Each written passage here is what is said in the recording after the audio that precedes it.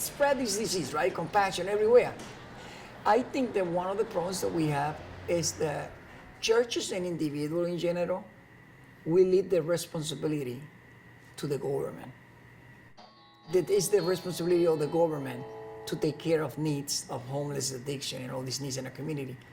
And in reality, that's too big of a way for the government only to do it. And number two is because it had to be from a platform of compassion, because compassion is what moves you.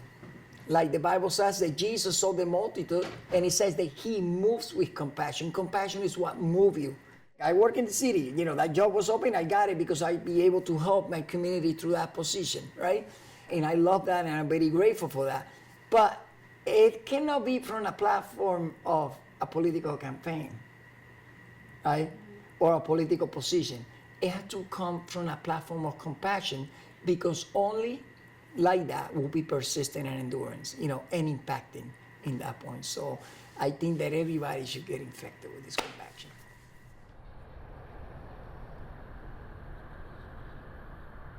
The main goal have always been for compassion to become a disease. The people get infected all over the cities, all over the state, because the need is not just in Worcester, it's everywhere. And how can people get infected with compassion? Start with little, with whatever they can, to do whatever is in their power to do, and is to have a building that we can have a day center with all the resources. That's been in my heart from day one. Even if Network Compassion doesn't do it, or all the agencies do it, but this city need a day center for people struggling with homelessness and addiction. We have youth centers, we have elderly centers, we have all kind of centers, but for the homeless community, they bouncing from one place to the other because they don't have where to be. And second, to have a place to open a shelter again, that we can have a shelter and treat people with compassion and dignity. So the main vision of Network Compassion is reaching, restoring, and reconnecting.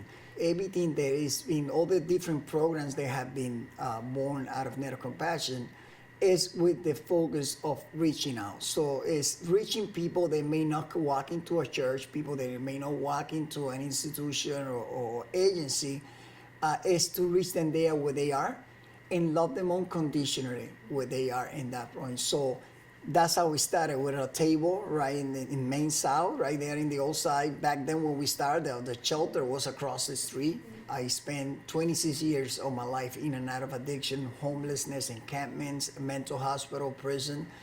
And I am what I am today because somebody reached me where I was. Some people may have the ability or the freedom, right, to reason within themselves and trying to get help or go to an agency to get services. But some people, either because of mental illness or because of the addiction, they can't even reason to get the help, or to walk, or not have the ability to get to this place. And we're trying to bring the resources. And of course, we don't bring everything they need, right? But by bringing something that they may need, we may be able to make a contact, right, of how we connect them, right, and expose them, hey, these people are in need, and connect them with the service they need.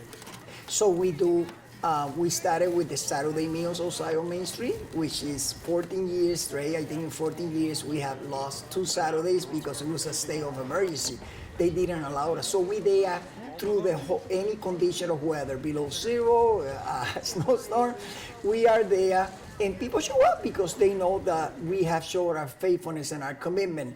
Before the pandemic, 2006, we were able to open Hotel Grace, which was an emergency shelter, an overflow, with 60 bed capacity. Then when the pandemic came, the city asked us, and we did the pandemic shelter, which we went to 4 locations with 20 people in each location, and we did it for almost 2 years straight during the pandemic. And during the pandemic, we were able to open programs inside the building because of the limitation. We opened a clothing pantry, which is on Wednesdays in here. And then we open a food pantry indoors, which is on Thursdays.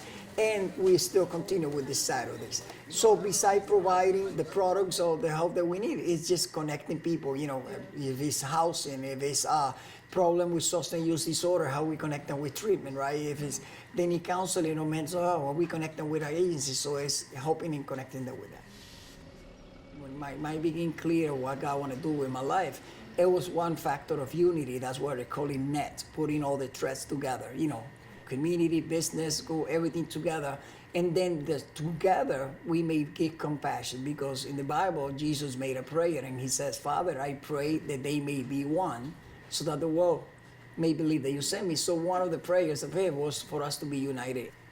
One of the things that bring insight into my life and lighted up my life was spirituality. And I read a verse that it says to seek first the kingdom of God and his righteousness first, and that all those things that you needed shall be added. And I came out with a different perception that time. I didn't come out to trying to get 3 jobs and trying to get another car and another apartment. Like it was a different perception, and we both, my wife and I, were in the same channel, and we started. I borrowed a little table with a little thermos, and I volunteered in a radio for a few weeks, and I convoked people to say, let's gather together to give compassion to the community in need.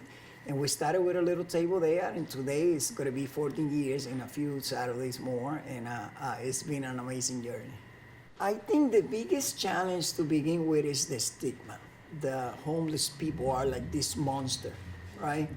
Some people hear a homeless person, and they get, like nervous, right? I don't even like to call people homeless, because that's giving them an identity of just a process that they're going through. Anyone can go through a process of homelessness. Like some people say, we can be a check away from being homeless, right? If we lose our job or rent go high, or we get ill and we don't have any means of income. So I think the stigma is a big part, because of the stigma, right? A lot of housing is limited, right? Like landlords are like, oh, I don't want to rent my apartment to a homeless person, because they have this perception that a homeless person is somebody, with addiction, a drunk, right, a drug addict. And no, they are human beings that are just going through a process. And I think that stigma needs to change. Right now, like 70% of the people that are homeless, it had nothing to do with addiction. The majority of people, it's just people that retire, and they either on SSI or disability. And the income of disability, the maximum will be $1,100 to $1,300 for one person, and 1-bedroom apartment in the city right now is $1,800 and up.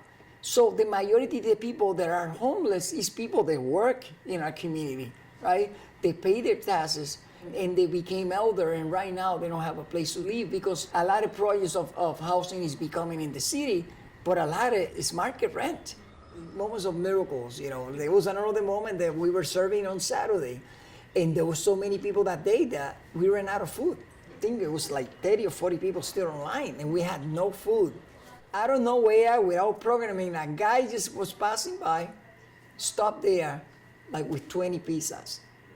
No connection, no communication. He was sent from above and appeared in that moment. And there's moments like that. Sometimes we worry, how can I do something to help another person? If your heart is committed, right, and if that is the purpose, provision will be always within the purpose. God will provide. There is compassion in this city. There's a lot of people in this city that are full of love and care, and maybe they just don't know where to put that care and that love. They want to help, but they are moved to help, but they don't know where. And that's when Nettle Compassion has become, that platform, openly outside and open to everybody. Here, come, join us, and let's do this together. Nettle Compassion is a group of people from different denominations, different institutions, business, the whole community get involved on that. So, we've been working with many businesses that get part to collaborate with us. Agencies like Central Las America, agencies like Catholic Charity, that we've been working in collaboration with them. Mustard Seed, we're still in partnership with them too, and we've been helping St. John's Soup Kitchen, different organizations that we always been in support, and also the city has been in support of what we do all these years. And I started feeding people in the Saturday meal. One of the person that was in the corner in a wheelchair, struggling with addiction, was this guy, Michael. And I remember, he saw me from the distance. He was doing his thing, living the life that he was living. But I had to put my pride to the side and move with compassion, right? And I remember he didn't come to the line to eat, but I went right to the corner where he was and gave him a plate of food. And that began to tear down a wall, you know, a wall. But at the same time, when the wall was tearing down, hope began to rise. Because, you know, that is what, you know, to me, that the topic of hope, that's the main line. Because it is, anybody can go through a process of addiction, of a process of homelessness. And what keep a person like me before 26 years stuck in that life is that you get to a point that you lose your hope. And when you lose your hope, you lose your strive. So Michael began to regain hope, right? And eventually Michael got clean. Through that process of being clean, it's also the connection and the community, the support. Because a lot of people, they just by themselves, the family had given up. So the part of communities is a very important factor. Sometimes you say, how can I help a person? It was just a plate of food. You know, it's just something to make a contact. And the more, it's not what you give, it's the care that you show.